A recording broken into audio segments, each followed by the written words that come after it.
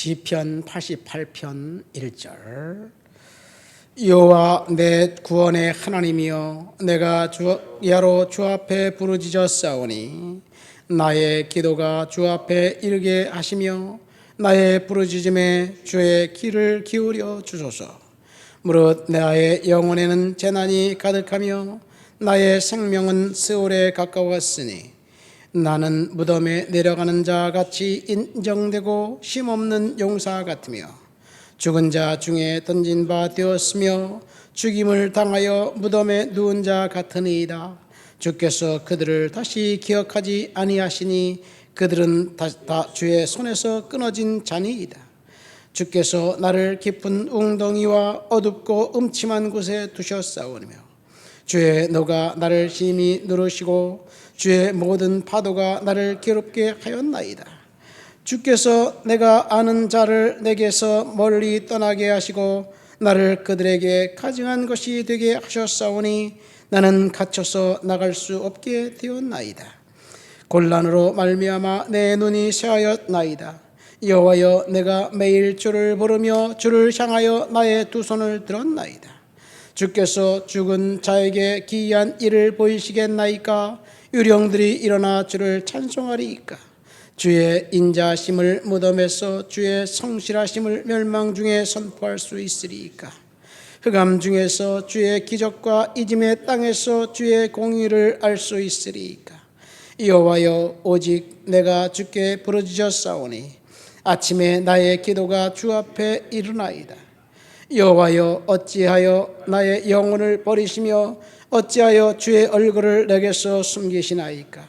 내가 어릴 적부터 고난을 당하여 죽게 되었사오며 주께서 두렵게 하실 때에 당황하였나이다. 주의 진노가 내게 넘치고 주의 두려움이 나를 끌었나이다. 이런 일이 물같이 종일 나를 애우며 함께 나를 둘러쌌나이다.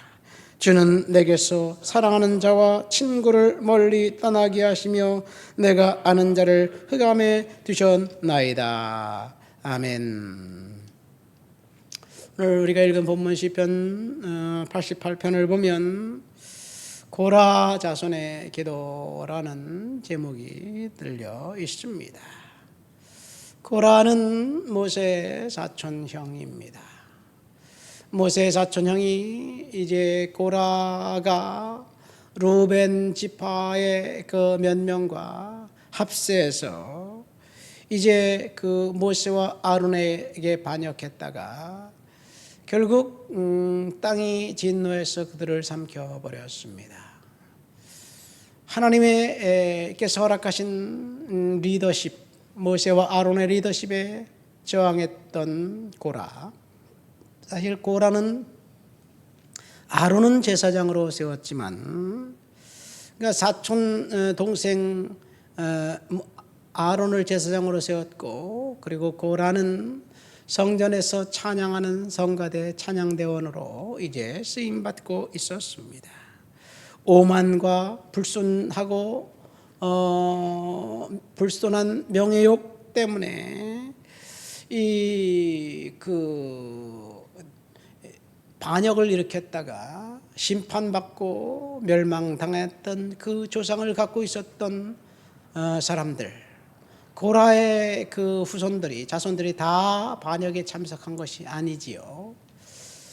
몇 명 살아남아서 끝까지 성가대원들을, 성가대 사역을 합니다. 아이러니하게도 고라의 후손 중에 가장 유명한 사람은 사무엘입니다.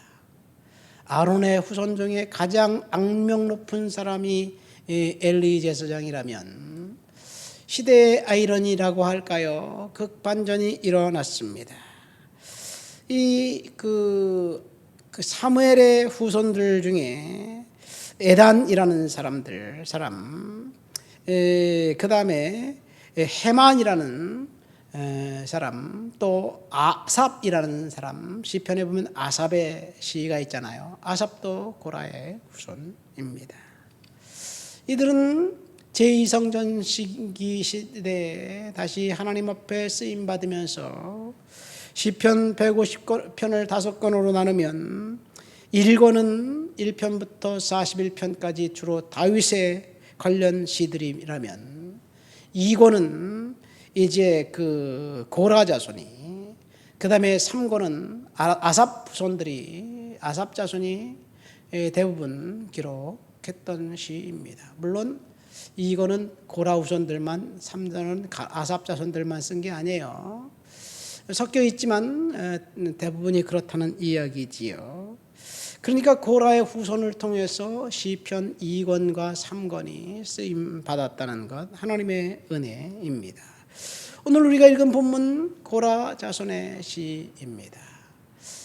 6절 말씀, 1절 2절 말씀 보니까 여호와 내 구원의 하나님이여 내가 주야로 주 앞에 부르짖었나이다. 내가 나의 기도가 주 앞에 이르게 하시며 나의 부르짖음에 귀를 기울여 주소서. 이렇게 시인이 간청합니다. 그런데 우리가 시편 88편을 1절부터 끝절까지 읽었는데 시인의 간구는 있어도 하나님의 응답이 있었다는 내용은 나오지 않습니다. 시편의 대부분의 공통적인 내용은 그 시인이 고통스러운 상황을 하나님께 절규하며 호소하면서 기도합니다. 원수의 압박과 한없이 나약한 자신의 상태를 하나님 앞에 고백하면서 도와달라고 하나님을 피난처로 삼고 피할 바위로 삼고 하나님 앞에 이 도움을 요청하면 느닷없이 하나님께서 이제 그 호수가 다 끝나기도 전에 하나님께서 원수를 처단하고 시인에게 응답해 주었다는 응답의 문구들이 대부분 들어 있습니다. 오늘 본문에 보면 이 시편의 대부분의 패턴과는 약간 상이합니다. 절규가 있습니다. 고난의 부르짖음이 있습니다. 탄식이 있습니다. 그런데 응답이 없습니다. 6절 말씀 보세요. 주께서 나를 깊은 웅덩이와 어둡고 음침한 곳에 두었으며 주의 노가 나를 심히 누르시고 주의 모든 파도가 나를 괴롭게 하였나이다.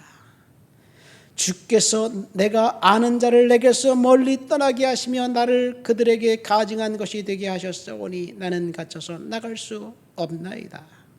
곤란으로 말미암아 내 눈이 쇠하였나이다. 여호와여 내가 매일 주를 부르며 주를 향하여 두 손을 들었나이다. 주께서 죽은 자에게 기이한 일을 보이시겠나이까? 유령들이 일어나 주를 찬양하겠나이까? 6절부터 10절까지 여전히 시인은 고통 중에 부르짖고 있습니다.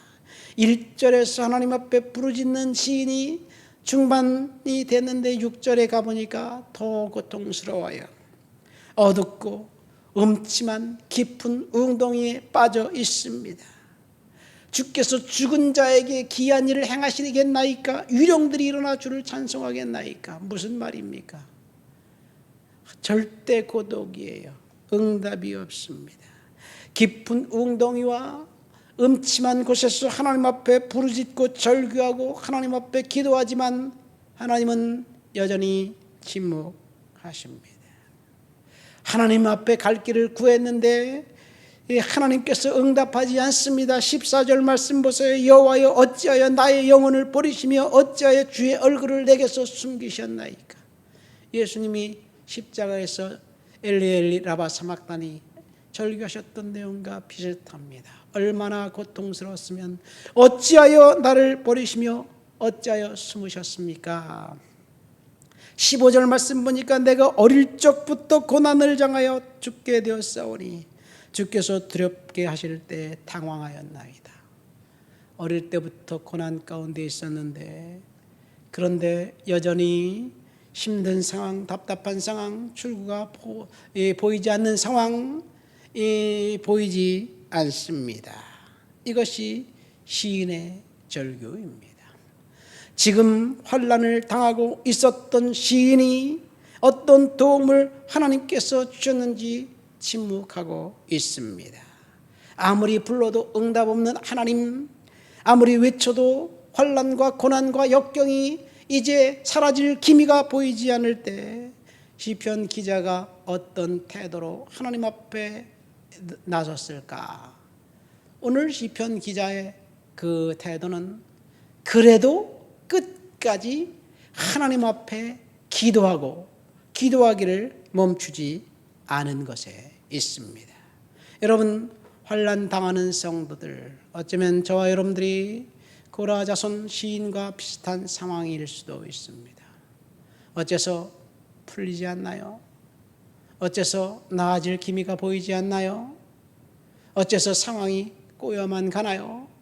그럴 때 고라 자손 시인을 통해서 저와 여러분들에게 주시는 교훈은 딱 한 가지, 하나님 앞에 끝까지 낙심하지 말고 기도하라는 내용입니다.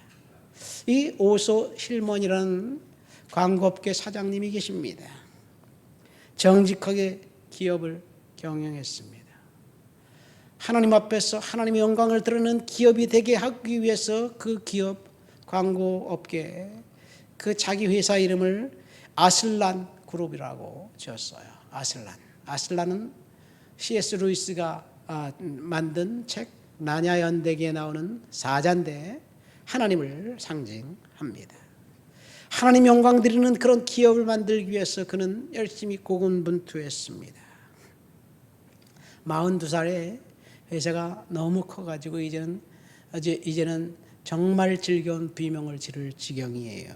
그런데 너무 회사가 바빠서 아내와 관계가 소홀했는지 그만 회사가 정점을 찍을 때 아내가 나는 당신하고 더 살 수 없습니다. 그리고 이별을 통보하고 나가버렸어요.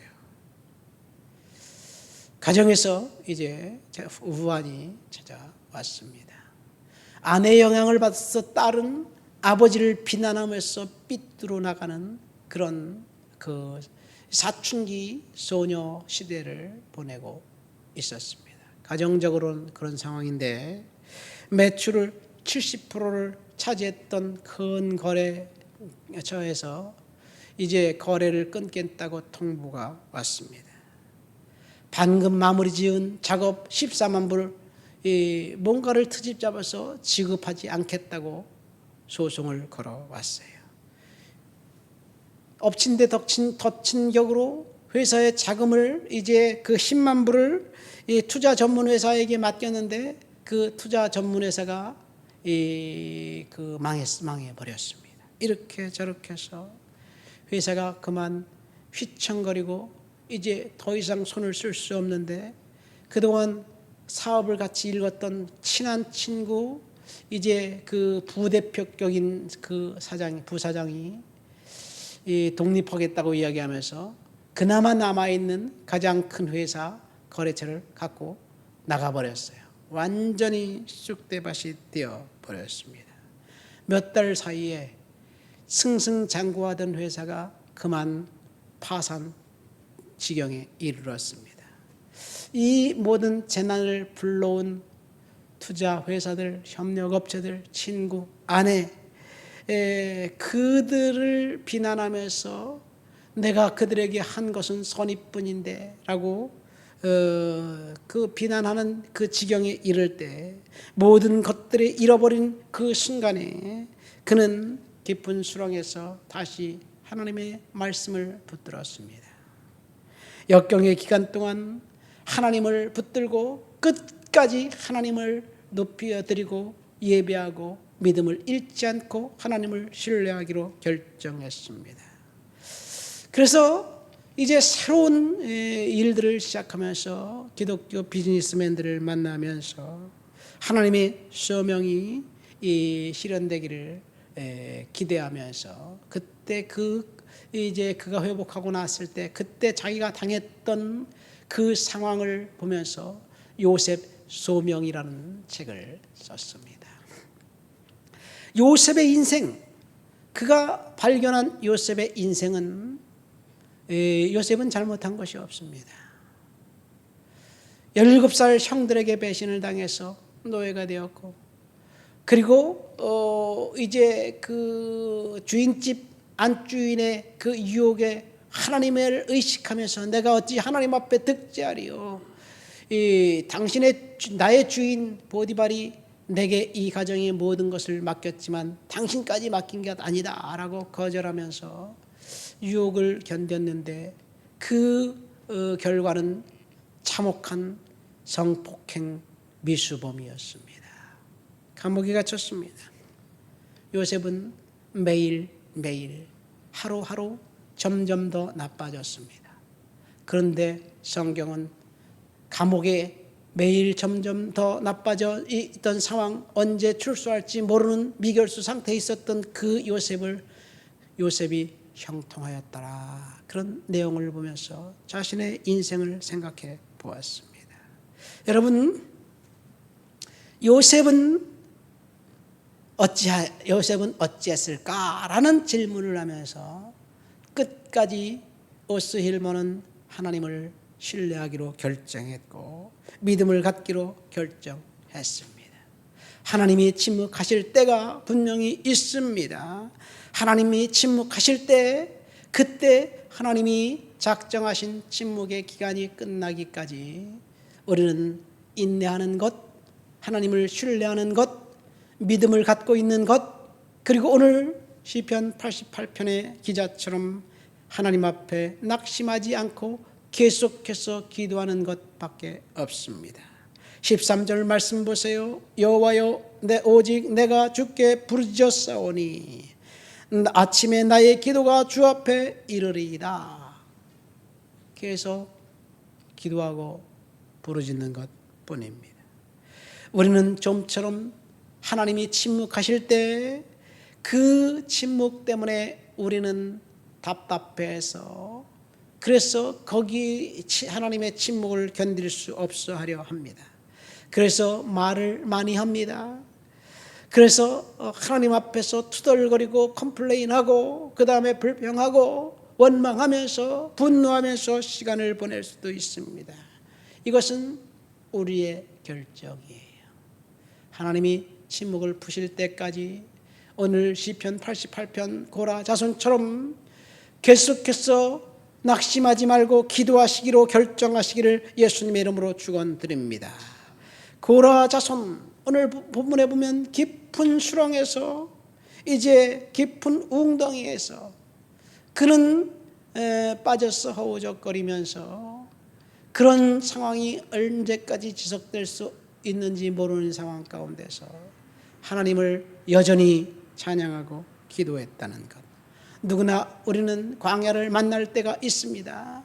광야를 통과할 때는 하나님의 그 큰 손을 구할 때가 아니라 우리는 하나님의 마음을 구해야 될 시간입니다. 하나님의 큰 손은 언젠가 하나님의 때가 되면 나타나게 되어 있어요. 요셉이 감옥에서 이제 죄수의 신분으로 있다 어느 날 갑자기 왕궁에서 사람이 찾아왔을 때 그때가 하나님의 타이밍이었습니다.